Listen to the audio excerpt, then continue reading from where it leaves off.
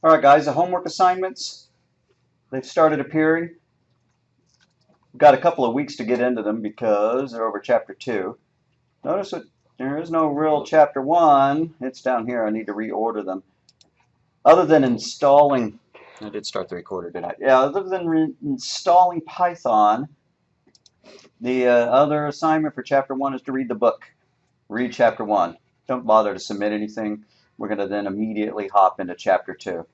Why are we not submitting anything? Because the first chapter in most computer science textbooks are, the history of programming, or, the history of computers, or, they're so basic that we're going to bleep past it, go to chapter 2. So in chapter 2, there's there's 4 homework assignments. Yeah, it looks like we have install Python listed twice. Why don't we nuke one of those?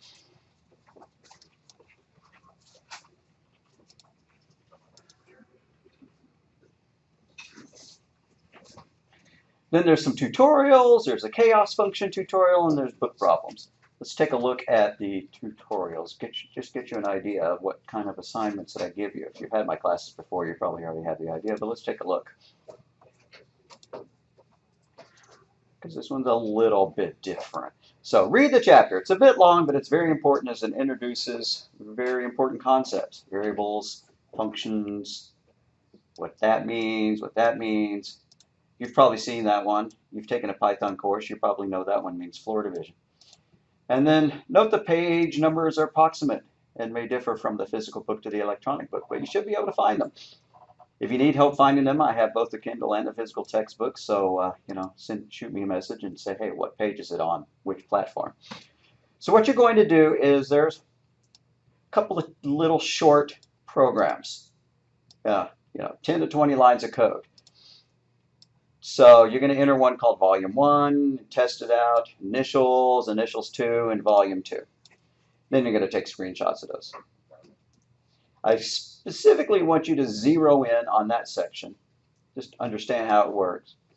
There's another script here that I want you to understand how it works. I'm not going to make you type it in. And then make sure that you know what the floor division and the modulus do. And nothing to turn in for there. But, do these things and take a screenshot of them. You can put them all in the same source code file if you want. You don't have to name them individual, different files. So let's check to see what the second one is. That one's not too terribly exciting because it's just straight from the book.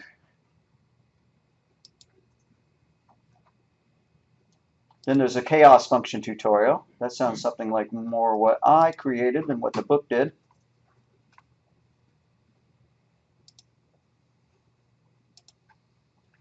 All right, so here's how to define a function. Maybe we'll do this in class today. You define a function using a def keyword.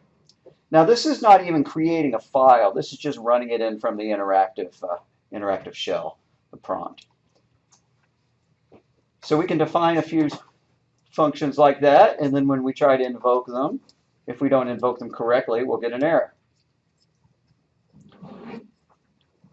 That's kind of background information. You can try it if you want or not. And then we have a little application here called chaos.py. What a chaos function is it's one that generates output that is very difficult to predict based on the input that you give it. And so there's a little formula here. And it iteratively calculates a new number based on the last value of it. And by the way, if you've heard of a random number generator or a random number function, that's the way that they work, is that they generate a new number based on the last number they generated. So if they start at the same number, they'll give you the same sequence every time. Not very random, right? So you have to seed them with a value in order to get true randomness. And I think that Python goes ahead and seeds it for you, like the C programming language does not. So if you write a program that uses random numbers, it'll give you the same sequence every time unless you give it a seed, a starting seed to go with. And people usually just use the system clock, right? Because it's unlikely that you're going to manage to run, the program twice at the same number of milliseconds past midnight. And so random numbers you can use like for games or the positions of enemies on the screen or, cracking, codes, things like that. So we're going to enter this function and we're going to run it, and then we're going to test different ways of running it. This almost looks like something I'd like to do in class. But I wanted to hit lecturing first rather than just immediately jump into homework. So what I'm going to do is, oh, well, let's check the last one as well. Or there may be two more. Let's eyeball it. Book problems. So if we look at the book problems, I just give you the couple of problems I want you to do that are straight from the book. Don't cheat and look them up online. Alrighty, write a program that displays the dimensions of a letter size sheet of paper in millimeters. All you have to do is convert from inches to millimeters.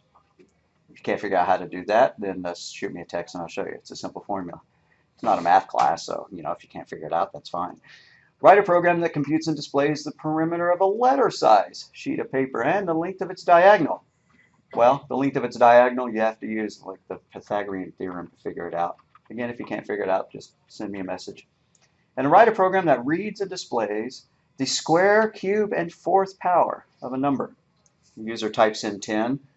The square of 10 is 100. The cube of it's 1,000. And the fourth power is 10,000. And so use star star only for the fourth power. You can put them all in the same one. Oh, what do you know? I give you some hints right here. Here's how to get the diagonal of a rectangle. Obviously, you can't just copy and paste this because Python's not going to know what in the world to do with a square root symbol. And it's also not going to know what you do if you type W2, right? You have to use the exponent operator or make it W times W. And then there's another little chunk. If you've taken any of my courses, you know that I love the turtle programs. And so we have just an itty-bitty little turtle program to get you introduced to the idea. If you've already taken my courses, you know what turtling does, and this is going to be a seducer. But otherwise, you may be amused by it, and you might play with it a little bit more. Get it to draw some other things other than just a square. What the turtle does is it turns left or right 90 degrees. It's like a turtle running around, with a pin on it, so it's drawing the shapes in the directions that you give it. It leaves a pixel trail on the screen. You tell it to go forward, and you tell it to go right or left a certain amount, and so a square has 90-degree angles, right? So that's why it would draw a square. Alrighty, those are the 4 assignments for Chapter 2. Let's make sure that we understand the due date for them. If they turn out to be too aggressive, then send me a note to that effect, and I will bounce them back. And I'm giving the online students a grace period of like an extra 2 days. And honestly, y'all can take advantage of that as well. But don't take advantage of it too often.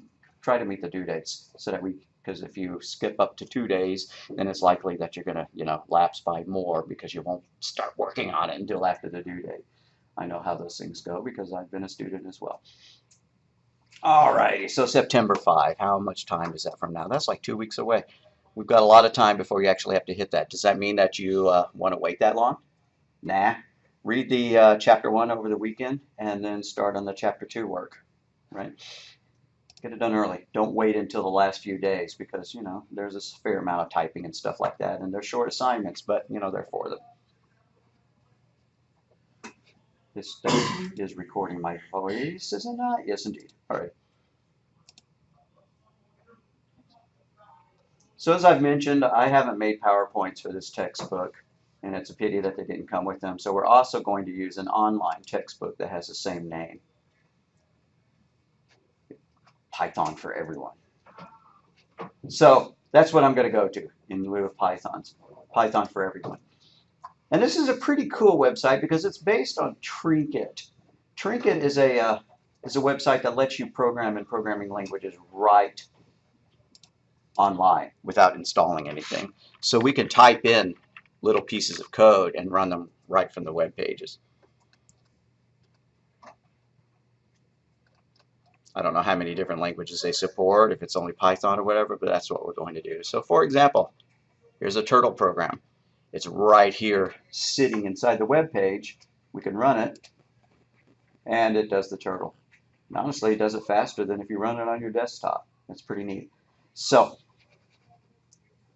I'm almost tempted to have students just use Trinket rather than use, idle. But it doesn't save your work, right? We're going to use idle. But as a teaching tool, this is kind of nice. And this textbook is hosted on Trinket, so it's got these little applets embedded in it so that we can test code right there. We'll probably actually, be writing it in idle rather than testing them right there. But as you're reading it yourself, and please feel free to always read the textbook yourself. So introduction. This is the same kind of stuff that I told you that you always see in all the textbooks. We're surrounded in our daily lives with computers, laptops to cell phones, and nowadays smartwatches. What are they going to have next? Smart rings, you can check your email by hologram. I don't know. So do we really need to know what a computer is? Well, yeah, you probably already have the idea that a computer has input and output devices. It's got main memory and secondary memory. What's the difference between main memory and secondary memory? Main memory is the RAM, and secondary memory is the storage. Now, in a phone or a tablet, or nowadays the laptops that have solid state drives, it kind of seems like it's all RAM. But really, the RAM is the stuff that's reset when you turn the computer off and back on or reboot the phone. And then the secondary memory is either a disk drive or a flash memory or a solid state drive of some kind. You can see what I mean. We're going to skip that. Let's go to the next chapter. Variables. What is a variable? It's a piece of data.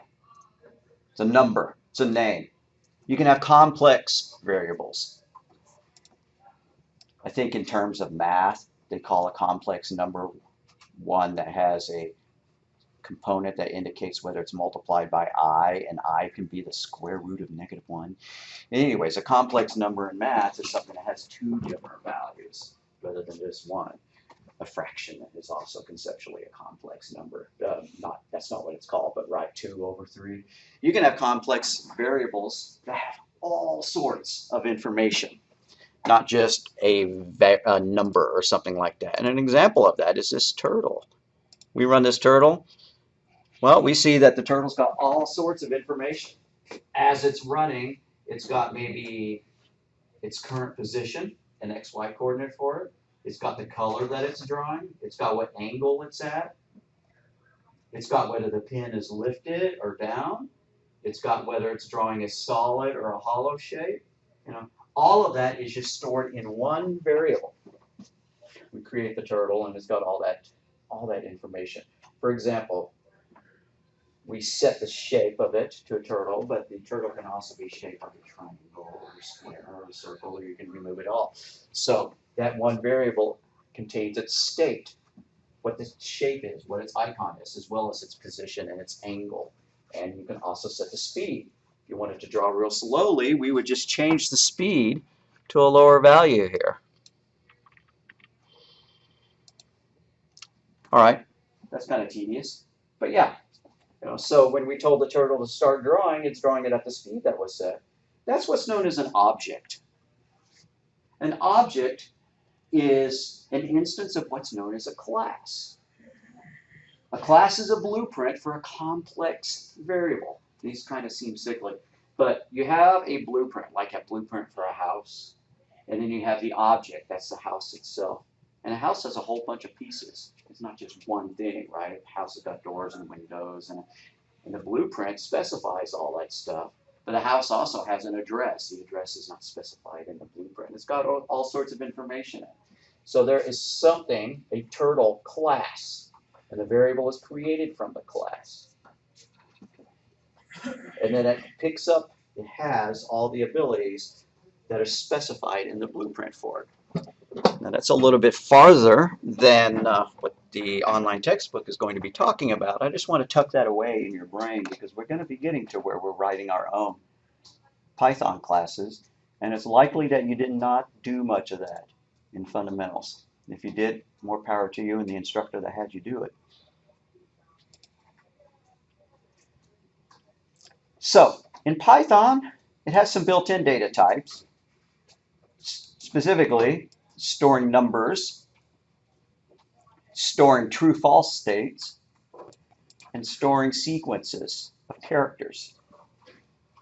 Some languages define a whole bunch of data types, like C and C++ have 17 different versions of what an integer is.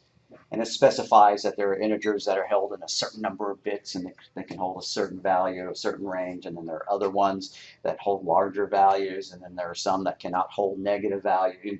Python is simpler than that. It's just got an integer type, and then integer is an integer. Let's play with that. What I'm going to do is I'm going to launch idle. I'm not going to even do file new. I just want to enter all this directly into the shell. All right. So I'm going to do a is equal to 1. Not a is equal to 1 backslash, just a is equal to 1. And then if I print out a, I could type the whole thing, print a. But since I'm in the shell, all I have to do is just type the variable itself and hit enter, and it'll tell me the value of a. 1. Surprise. So a is the name of the variable, and 1 is its value. Well, let's find out what its type is. If we do type, parentheses a, well, it's an integer. Notice that it says it's a class. I was just talking about classes. Some languages, the older ones, support what are known as pure data types or primitive data types, which are just pure numbers. It's just pure numbers. But a class, like I said, has other information other than just a number in it. Well, in Python, everything is a class. You cannot create a data type that is not an object. That's not really important to you yet. In Java, there are both primitives, and then there are classes. The same for for C++. C only has primitive data types. They don't have objects, but you can create structures and slightly more complex data types. Then the C# language doesn't have any primitive values at all. All it has are objects. And Python is like that. So that's one data type. Let's change the value of a. A is equal to a 1.1. Let's print out a. Yeah, it sure is. It's equal to 1.1. Let's find out its type. I made a mistake in typing it. Alrighty. And that one's a floating point. So an integer is a whole number. A float is one that supports, fractional components, things after the decimal point. In some languages, they have a sharp dividing line between how those are used. Like if you divide a number by a float, it does a different form of math than if you divide it by an integer, which sounds crazy, but that's what they do. 3 divided by 2 in one of those languages is 1. You would think that 3 divided, in half would be 1.5, but if 3 is an integer, it's a whole number, and you divide it by 2, which is another whole number, and it rounds it down. So 3 divided by 2 in those languages is just 1, not 1.5. Well, let's find out what 3 divided by 2 is in Python. 1.5. So Python does this conversion between integers and floats cleanly, so we don't have to freak out and worry about whether something is an integer or a float, pretty much. One thing to note is that even if you do something like this, a is equal to 1.0, that looks like a whole number, right? So if we do type of a, it's going to say float. No, professor's wrong. I worded that wrong. So it's going to say int. But it's not an int, it's a float. Even though it looks like a whole number, it had a period in it. And so what Python says is, well, if you've got a decimal point, I don't care if that decimal point is 0 or not, I'm still going to treat it like it's a float. If you've taken another programming language, you may be used to the idea that you cannot change the type of a variable once it's declared. So in those languages, if I did this, a is equal to hello, that would be a syntax error. Why? Because I'd already defined it as a numeric type. Python doesn't care. It says, well, I will revise what a is so that it can store a string in it rather than a number. Now, internally, as far as the computer's memory is concerned, these are stored in completely different formats. Ultimately, it's all zeros and ones, but this is a series of numbers where each number represents a letter, whereas this is just a single number. And the data type that inside the computer memory for holding a floating point number is completely different than it is for holding an integer. And so in some languages like C, C++, and Java and C#, once you declare a variable of a certain type, once you store a whole number in it or whatever, you're not going to be able to store a floating point number in it. You're not going to be able to store a string in it. Python doesn't care. So scripting languages tend to not be so-called strictly typed. A strictly typed language is one where once you create a variable, it is of that type and it's not going to change. You will very likely, I mean, you can get errors when you try to store one thing in the other. Since an integer is incompatible with a string, this line would be flat out a syntax error. Since an integer and a float are of incompatible types, those languages will go ahead and try to convert that. But they won't be able to do it accurately, right? You can't store 1.1 into something that only holds whole numbers. So it would lose the 0.1. Python makes it easy. We don't have to worry about that. We can reuse these variables anytime we want to. There's a point that I want to make about that, but I'm not going to make it yet. I hope I remember to.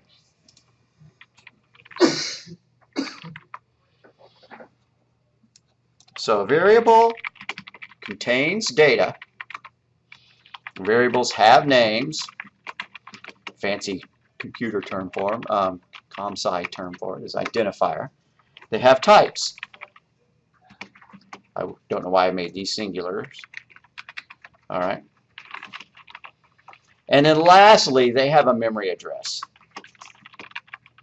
We don't care about the memory addresses. Some languages let you print out the memory address of a variable. It's useful to know that this variable is stored at this memory address in a computer. Python,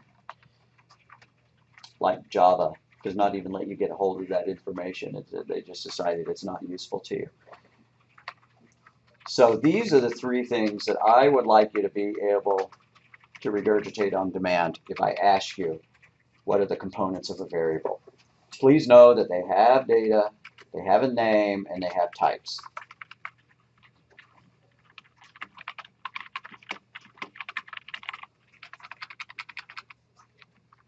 So x is equal to 3.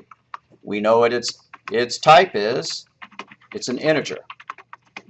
It's a whole number. We know what its value is. I'm going to change this word data up here to value. And the actual pronunciation of that is data. I guess I've watched too much Star Trek Next Generation, so I say data. All right. And then the value of that is 3, and the name of it is x. I'm not going to give a whole bunch of examples, but I'm going to do one more. Name is equal to Mary. What's the type of that one? I've already mentioned it, but you may not remember. String. Yeah, string. So its type is string. The value is the series of characters, sequence of characters, Mary. And its name, is name. I don't really like that, so I'm going to change the name of the variable to FN for first name, just because I don't like seeing name colon name. That's kind of annoying to me. All right, there we go. Now we have some information about what variables are.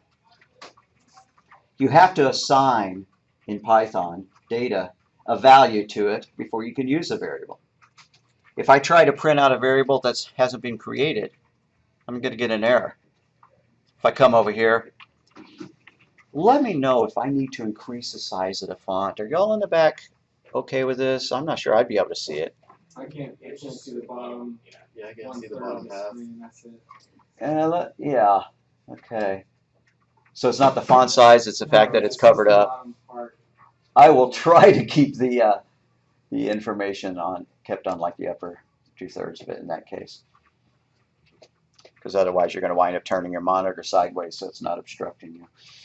Alrighty. So if I try to access a variable that doesn't exist, like if I print out first name, well, I talked about first name over here, but that's not a real variable. FN is not defined. In this language, the act of assigning a value to it defines the variable at the same time. In other programming languages, those are two different things. In those languages, you'd have to do something like, and I'm going to erase this so you don't even have to write it down, string FN is equal to Mary, right? And that creates the variable right there. That defines the variable as being a string, and then this assigns a value to it. But in this language, all you do is fn is equal to Mary. You don't have to give it a type, because Python is not strictly typed. You don't have to define the type of your variable before you use it. On the other hand, some people like to define their variables up at the top of their code before they start using it. They might put, wage is equal to 0, and hours is equal to 0. And then later on, they might input what wage is, and they might input what hours are. And they like seeing all their variables up at the top, especially programmers from other languages where you have to define your variables before you can use them are prone to want to do that. You can do that in this language as well. It can provide clarity to the code. Somebody can open up your code, see a list of variables, and figure out maybe, what the program's going to do, rather than if you create the variables on the fly intermixed with the rest of your code.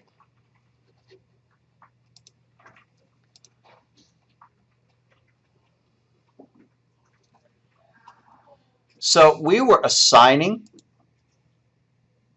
I want to run Trinket again to reconnect. That's too bad. I wish there was like a little refresh button just for the individual. Oh, what do you know? There is. I can click that. Notice that you can call type on an element of data that's not a variable. I was doing a is equal to 3 and then printing type of a, but I could just do type of 3 and it would tell me that's an integer. So strings, some languages care a lot about whether you use apostrophes or double quotes. Python doesn't. They can be used interchangeably.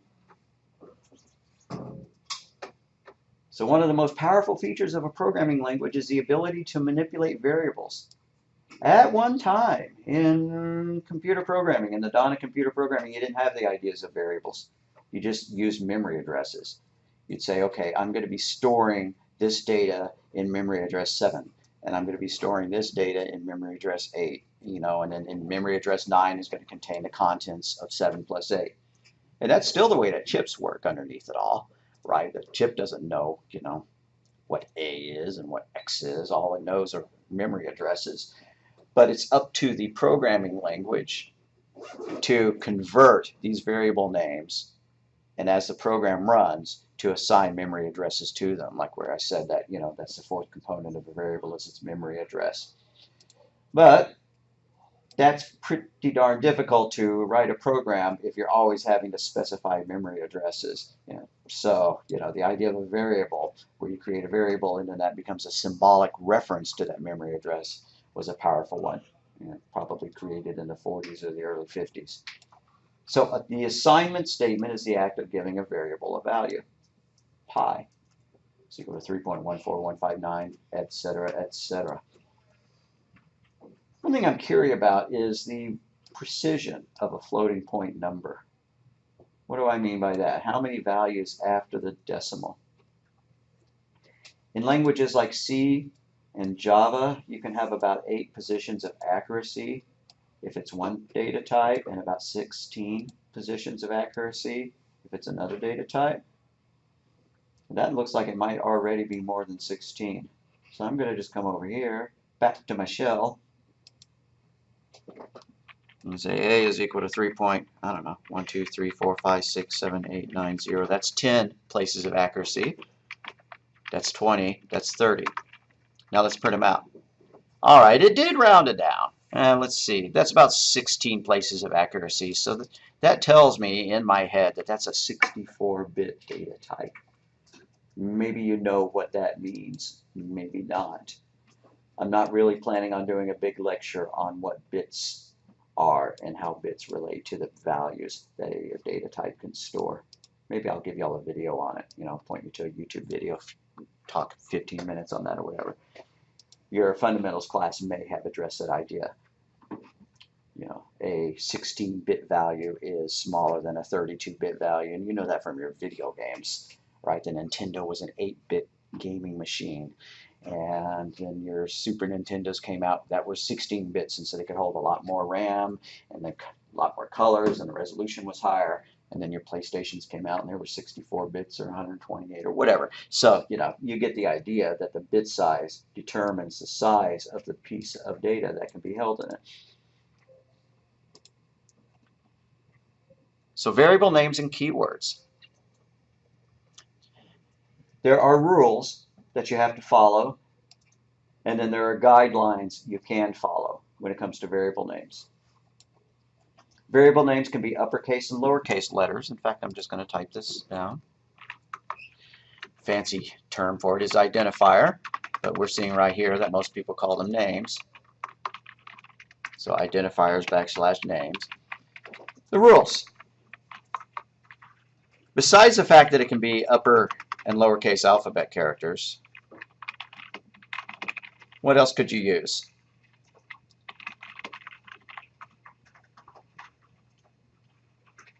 Could you use numbers in a variable name? Yes. Yeah, certainly in this language and in any modern programming language. Maybe in the 50s you couldn't.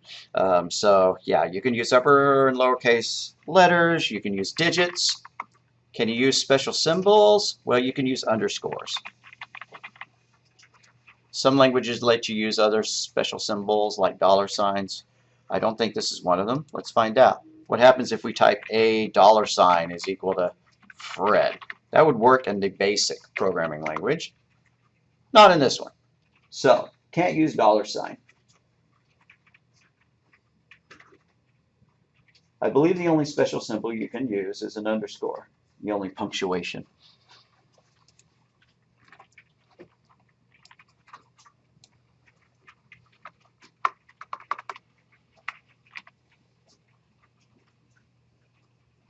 I wonder if there are any other rooms available where the screen is a better position for y'all so that your monitor is not blocking them. Oh well. Pressing onward. From fundamentals or other programming language, you may remember one more rule. Not what type of thing you can name it, but in the order in which you name them. Can they start with digits? Can you put a, is this a this is a valid variable name, A123. That's valid. How about 123A? And you can kind of tell from the way I just asked it what the answer is, but No. yeah, no, that's invalid. The letter has to come first. I don't know why, but all the programming languages I've ever used have made that a rule. My guess is that it just simplifies some processing.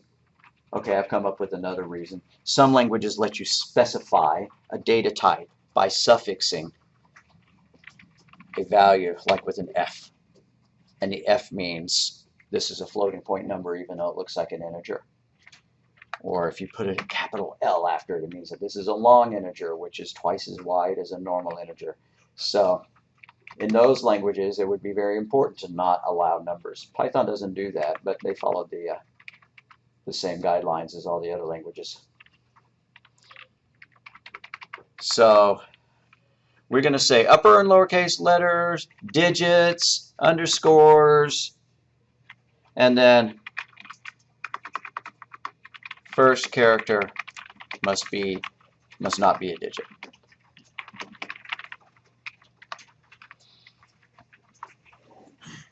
Do you have to throw all those things in there? No. Hey, if underscores are valid characters, I wonder if you can do this. Underscore is equal to 3. Well, what do you know? Never tried that before. Looks pretty silly, but yeah, you could do that. And then you could do something like x is equal to 4 divided by underscore. That looks crazy. Okay. Anyways, so that's a perfectly valid variable name. A variable name can just be one single character, usually a letter. This underscore business is doing that, which is kind of silly. Single letter variable names are fine when we're just, I really would like for the, I'm of two minds about changing the font size.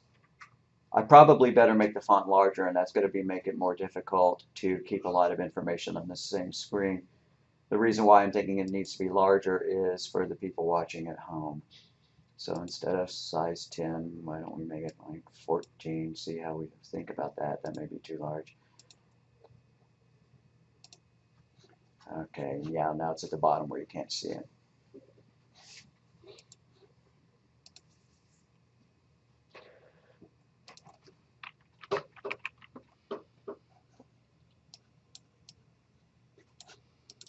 Same needs to be true for Notepad.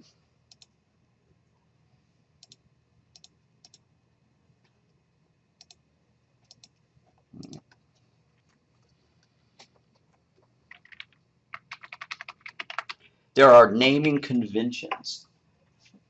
Naming conventions are how people choose variable names when they're sitting down to write a program. Why would you care about naming conventions?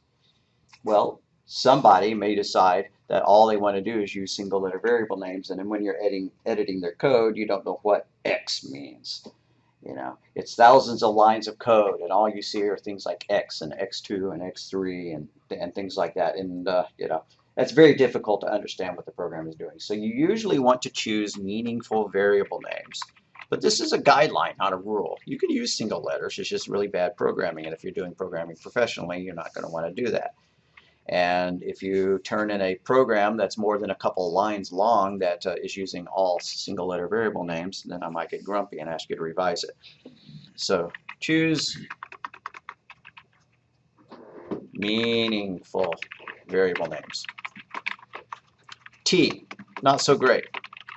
Temp, well, getting better. Temperature.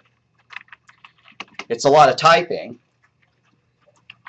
but it very clearly defines what it is, right? If you saw the word temp, you wouldn't know what it meant. You might think, oh, a temporary variable. It's temporary, or whatever. It's a template, you know. But temperature, we know exactly what it is. But, you know, what if it was engine temperature? Best. Now, do I want to type variable names that are that long? Probably not. Some editors make it easy to do that. Some editors, once you have defined a variable, engine temperature, then as you start typing engine, it offers you the chance to like hit the tab key and it'll autofill it. Idle's not that sophisticated. It's a pretty primitive editor. So if you had this variable, engine temperature, maybe that's hard to read. It's a long string of stuff. Spaces are not legal in this or any other language that I know about. You can't do engine space temperature. Some people like to do this, engine underscore temperature. That's kind of old school. Now I remember doing that in the 80s. Then somebody came up with the idea that you might want to do engine temperature like that. This is what's known as camel case. You know, because uppercase would be all caps, and then lowercase would be all lowercase. And this is mixed. Well, not only is it mixed, it's got this hump in the middle like a camel. And I swear I didn't make that up, and I think it's a silly term, but I guess it's a descriptive one as well. So that's camel case. Some people like to also make the first letter caps, right? That would no longer be camel case. It'd be, I wouldn't even remember what to call it. If you feel like doing that, that's fine. Java programmers don't do that. C# programmers do. It's weird how there's these cultures, but quite often the cultures are defined by the people who invent the language. And when Sun invented Java, all their code examples came out where everything was done in camel case. And when Microsoft made C#, that's kind of their own version of Java due to a lawsuit between Sun and Microsoft. Then all their examples, the letters became, you know, the initial caps. So I don't even know what to call this. I think some book calls it snake case or something like that. You know, the underscores make it look like a snake. I don't care. Do I care which one you use? No. I'm okay with you going down to like that, but not single letters. Why would I use single letters when teaching in class? Because it's easier to type, and when I'm wandering around helping y'all, if I've given you a word like temperature, then, you know, 20% of y'all are going to have made typos in it. It's just a fact. I would make typos up here, you know, when I was typing it in. No slight intended on your part. So, and also, if I'm just doing like a mathematical formula, I want to demonstrate what the exponent does. I don't need to come up with long variable names. I can just do a is equal to 3 exponent 4, right? You know, that gets the concept clearly. So we will use a lot of single letter variable names, but I'll also try to use better ones when we're actually trying to write some code that means something rather than just being a demonstration of a programming concept. And the difference is, yeah, showing something that uses an exponent or actually writing code that uses an exponent to do something useful. Showing how an exponent works, yeah, sure, use a single letter variable name. Doing something useful with it, like calculating compound interest, we probably ought to not use single letter variable names, especially if we were making production code. One of your goals is to write code that's easy for you to understand. If you put your code away and then you came back to it for 5 years later, you'd want to be able to understand what it did. And if your variable names were very cryptic, it'd be very difficult for you to do that. Another goal is to write your code so that it would be easy for somebody else to understand. So that if you sold your code to somebody else or you published it on the internet to be useful, or you're working at a job where you're not going to be the only one. You're not going to be that programmer forever in that single position maintaining the code. So you want to make it easy for yourself. You want to write clear code that's not difficult to understand. Now, as you gain in capabilities, right, what you are capable of understanding at a glance increases. And so by necessity, code does get less and less legible for the novice. But it's the same idea. You can always write things in a more cryptic fashion or a less cryptic fashion. And people like to kind of prove that they can write cryptic code. If you look at the obfuscation contest, this is when people write code that is as difficult to understand as possible. And let's see what people might have done in the past. Alrighty then, that is valid programming code. Now, is there any chance that I would understand what that would do? No, it is written to be obfuscated, as difficult to understand as possible, just as, flexing your muscles and showing that you can do it. Let's take another quick peek here. All right, so there's their program. What are they doing to make it difficult? Well, for one thing, they're not using spacing, they're not using tabs, they're not using every line, goes on its own line, that kind of stuff. And then the C programming language lets you define macros so that you could, define that this word is going to be treated like this instead.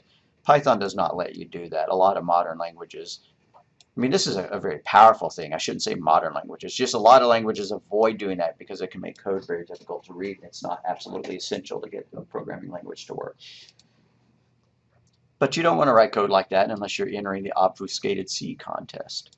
You want to write clear code. I try to give you examples of that. Python forces you to write clear code in many ways. It forces you to indent your code. You can't get away with not indenting your code, unlike languages like C, C++, and Java.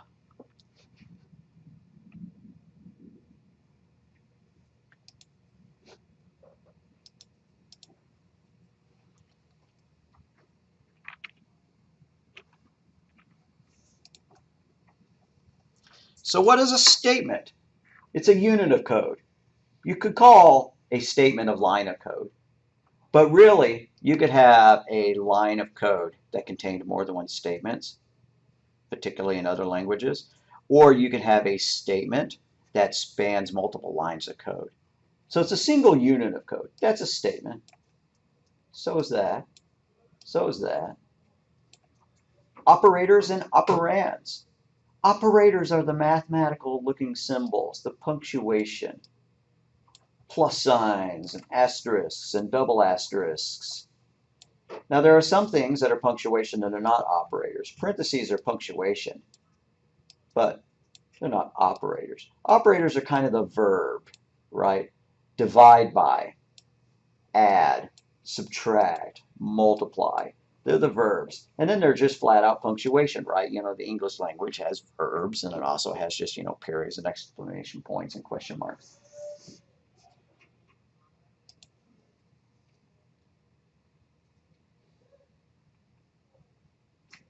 An expression is a series of values and operators. The simplest expression is just a single value or a single variable, but you don't normally think of that as being an expression, right? This is what we think of as being an expression. Just like if you have a calculator, you type in 12 plus 7, hit equal.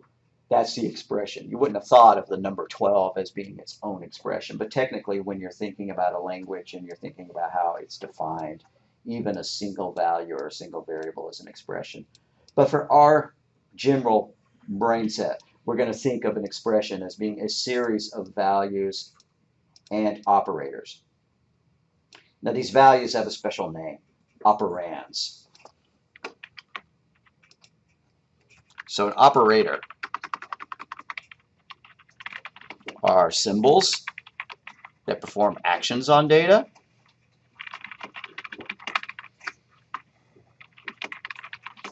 They probably have a different definition. I'm sure the book will have a different definition as well. And then operands are the data that the operators work on.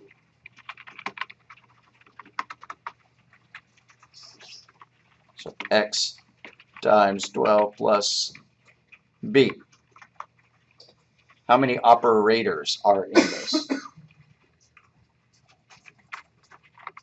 How many special symbols do you see? Yeah, you see two operators. What are they? They're the multiply operator and the addition operator. So how many operands are there? 3. Yeah, there's 3. In the expression x is equal to 3, the people who define these languages call that one the assignment operator, single equal sign.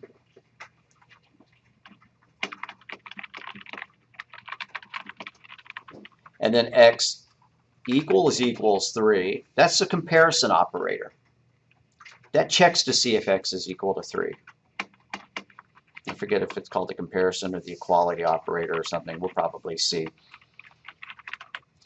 So unfortunately, when I'm reading code and when most people read code, you know, I would read aloud as I'm typing. All right, t is, you don't have to type this, I'm probably going to delete it. T is equal to 2 if t equals 3, you know, something like that. It's context sensitive. This is an assignment. This is a comparison. You have to get it right. If you use t is equal to 2, that's an error. It flat out will not compile in this language. If you do if t is equal to 3, that's also an error. In the very few languages that would accept these two things, they do things that you would not expect at all. This would erase the value of t and put a 3 in it no matter what was in it before. And this would not assign a value of 2 in it at all. This would leave the value of t untouched. The C and the C++ programming languages work like that. Most languages would call that a syntax error, including Python. So when you're doing comparisons, like if statements or whatever, you have to use double equals. And when you're assigning values, you have to use a single equal. Otherwise, it won't work. They also have to be in the correct order. Now, if statements, not so much. But if you write this, that's a syntax error. I'm very sorry, guys. I'm so happy about only being able to use the top half of the screen. It's not your fault. I'm just complaining. All right, so this is a syntax error. T is equal to 2 is not the left-hand side. LHS has to be a variable. Now, in a comparison, if x is equal to 2, well, that's valid, but so is if 2 is equal to x. It doesn't care. They mean the same thing forward and backwards. But it's in assignments, it's important. LHS? What is LHS?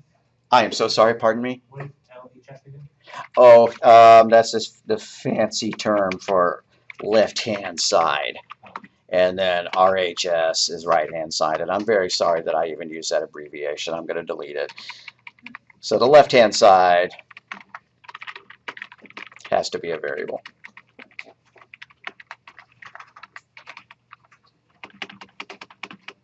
In an assignment.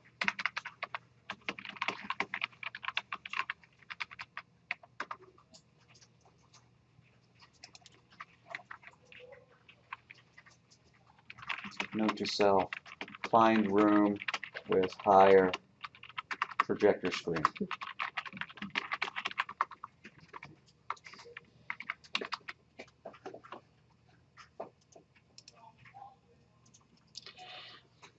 So order of operations. Now we're kind of going through this faster than if this was your first programming course, but I doubt this is your first programming course. You're probably already pretty familiar with the concept of what a variable is and whatever.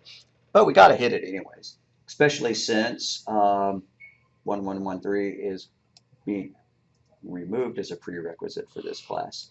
So in the future, I can't guarantee everybody will know what a variable is. Order of precedence or order of operation. If you have this expression, 2 plus 3 times 4 plus 5. If you typed it into a calculator, 2 plus 3, well, that's 5. And you hit enter. Times 4, well, 5 times 4 is 20. And you hit enter. And then plus 5, well, 20 plus 5 is 25. That's what a simple, dime store calculator would tell you. Although even dime store calculators now are TI-30s or whatever, right? But you know what I mean. The old little simple ones. But if you type in that whole phrase in something that supports, longer expressions, like any modern calculator, 2 plus 3 times 4 plus 5, it would not get you 25 as the answer. Instead, it follows order of precedence, which says that multiplication happens first before addition. So 3 times 4 is 12. And then it's solved left to right. 2 plus 12 is 14, plus 5 is 19. So multiplication happens before addition in order of precedence.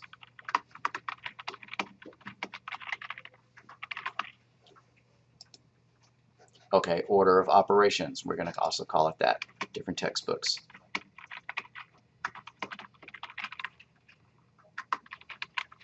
So here are the rules. I'm sure you've heard, maybe, in junior high or whatever, PEMDAS. People memorize that with the silly mnemonic, please excuse my dear Aunt Sally. You feel like memorizing it like that? That's not salary, my dear Aunt Sally. All right, what does PEMDAS mean? Parentheses are the most important thing, right? You have to do the stuff inside the parentheses first. If we put parentheses there, that means something dramatically different. No longer are we going to do the multiplication first, we have to do the parentheses first.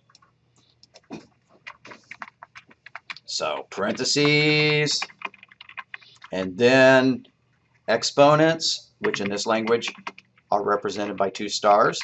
A lot of languages don't even have an exponent feature. I think they should. Makes it easier to type. And then, guess what M and D mean? Multiplication and division. But programming needing to be more powerful than simple stuff, we also have slash, and we have percent. So it's not that multiplications happen before division. These are all of equal priority. These are all of equal precedence. And so it just goes left to right, finding, whichever one is first. It's not that you go through the expression looking for all the multiplications and then you go through it looking for, unlike when you're comparing multiplication versus addition. Those are in separate tiers. So addition and subtraction. I'm going to list all these out. This is multiply and divide. That's the M and the D in PEMDAS. But in parentheses, we also have floor division and modulus. Those are just alternate forms of kind of the same operation. Junior high had no concept of floor division versus modulus, so whoever made up this little acronym did not, tack on extra letters for it. Fortunately, addition and subtraction, there's really only 2 forms of it. Add and subtract. Just got to do them in that order. And like I said, it's not that you do all additions before you do all subtractions. It's just that they are of equal priority. So you start left to right after you have done all of the parentheses and all of the exponents and all of the multiplication and divisions. If we didn't know this expression stuff, then we could get the wrong answer. What do I mean? When we calculate it in our head versus what the computer calculates. If I do this, A is equal to 3, plus 4 times 5. Now I'm going to make my number smaller because I don't want to hurt my brain. All right. 1 plus 2 times 3. Well, that one's pretty easy, isn't it? No, because we got to do that one first. We can't just say 1 plus 2, which is 3, times 3 is 9. It's not 9. Oh yeah, this language does not use slash slash as its common. It uses that, so I'm going to put that there. So that's not 9, but what is it really? 7. 7, yeah. Okay, I've tried typing 9 3 times. There, 4 times the charm. Okay.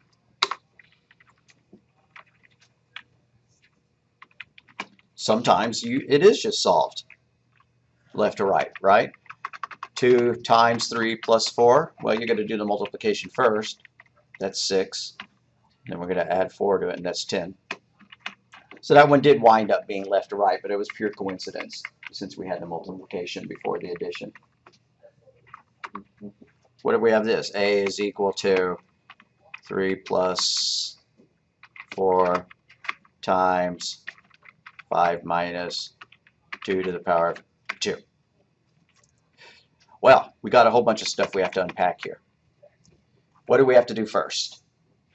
We've got to do parentheses. So we have to isolate on this phrase. We have to pretend this is the only thing in the world. Inside the parentheses, what do we do first? Exponent. And so 2 to the power of 2 is 2 times 2, so that's 4. 5 minus 4 is 1. All righty. Now that we've handled that parentheses, I'm just going to do a little bit of copying and pasting. You don't have to go to the extent that I am in my notes if you're writing all this down. But we have evaluated that, and it wound up being 1. So then what do we do first? We do multiply first. And 4 times 1 is 4. And then finally we can do the addition. And so that is 7.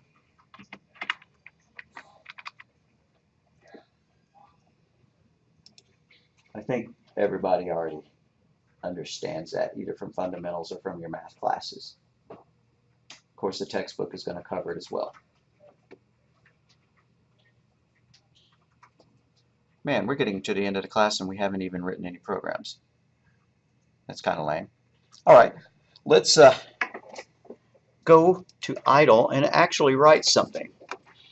So I'm going to create a new file. File, new file. Don't write your programs in the shell like what I was just doing, right? When I was saying A is equal to 3 or whatever. This is just a shell. You can't save what you write in the shell and then execute it later. This is like talking on the phone, whereas doing new file is, creating a script that you could hand to somebody else. A script is something that you would want to hand to somebody else if you want them to be able to do the same thing, right? You write a script for a TV show. So what are we going to do? Well, whenever you write a program, I really would like for you to put your name and the date in it. I would like for you to follow good commenting guidelines. I will mention them as we go along. Okay, so this is a payroll program. And I know you did this in the past in earlier programming courses. But what are we going to do? We're going to figure out somebody's payroll. We need to know the hours worked. They worked 40 hours a week. We need to know their rate, their pay rate. They're earning $12.50 per hour. And then we need to calculate their wage, their salary. Salary is equal to hours times rate.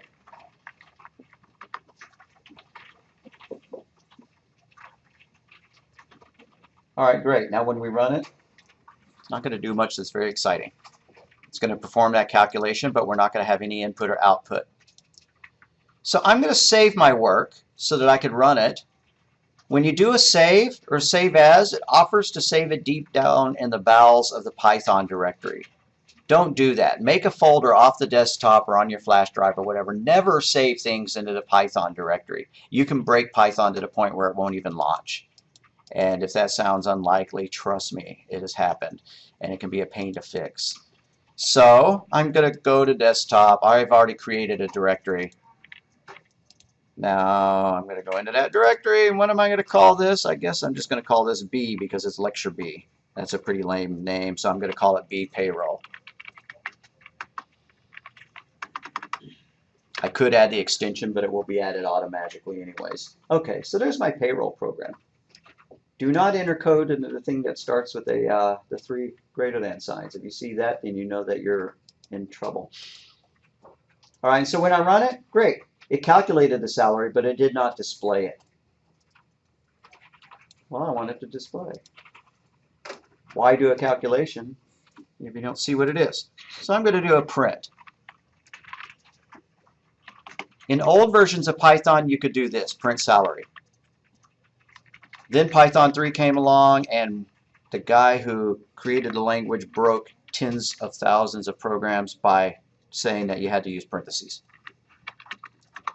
That's why there are still people using Python 2, because of syntax errors between, or syntax differences between Python 2 and Python version 3. All right, so I'm going to run that.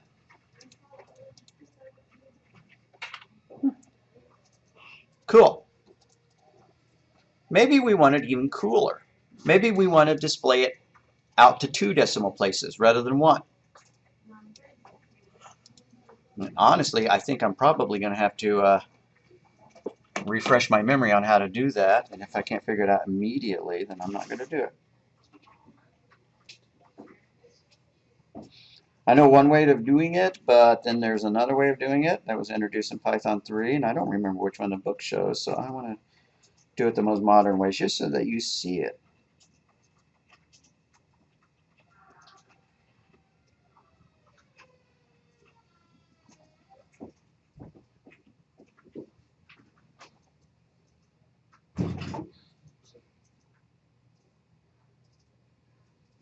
No, I'm not going to care. All right.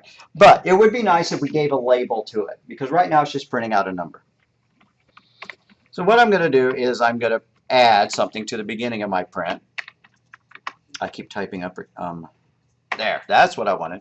Salary equals, end quote, comma, salary.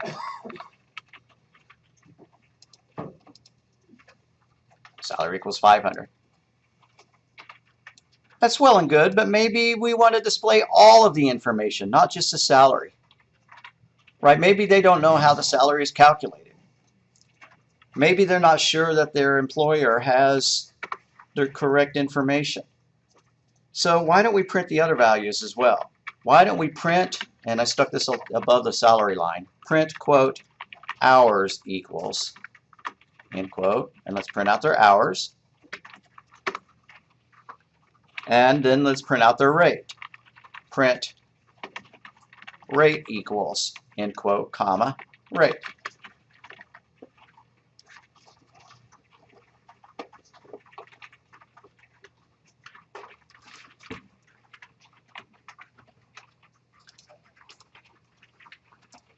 All right.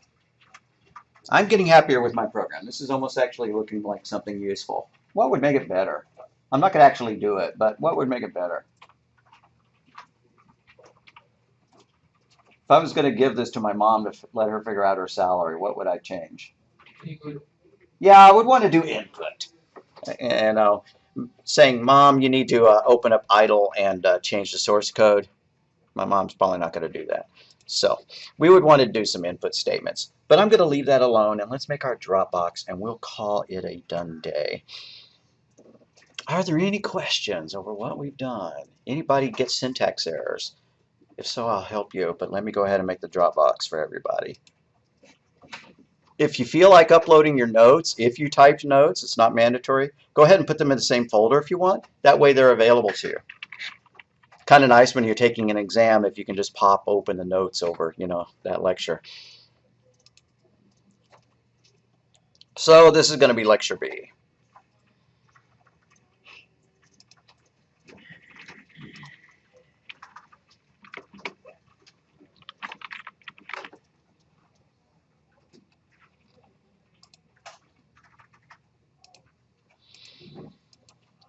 And I think I mentioned this in a notice, but the due dates for the online students, you don't have to turn in something on the date that the lecture was given.